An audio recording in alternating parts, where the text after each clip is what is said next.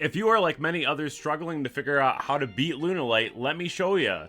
So the first thing that you really got to think about is the hand traps that you want to use. So Lancia is really solid because Masquerade gets an effect once you get your poly back that you're able to Miracle Fusion, same with Wolf. Lanciaing this deck turns that off, which is fantastic. Turns off ways to fuse. You can also shut off the multiple perfumes used in a turn because it's not once per turn. And you also shut off Serenade Dance. Lancia is very good, but also that's very good is Droll Knockbird. Droll is fantastic against this deck and it really does damage.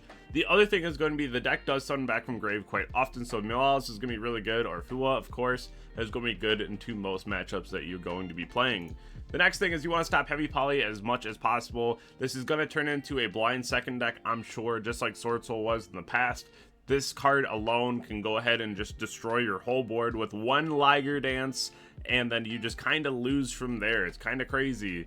So the next thing too is the outs for the Liger Dance. So you have the Goddess, any kind of Kaiju effect, and then any kind of Bestial or Crow onto Hound, and then using Herald of the Abyss, as this is a card that tells the player they have to send this kind of a card to the graveyard, and it doesn't exactly affect the card, it affects the player. And then lastly, this is the end board. SP, Baguska, the Liger Dance, you have Hound and Grave, and then usually the Masquerade still up on the board. I hope that you enjoyed, and I hope this helps.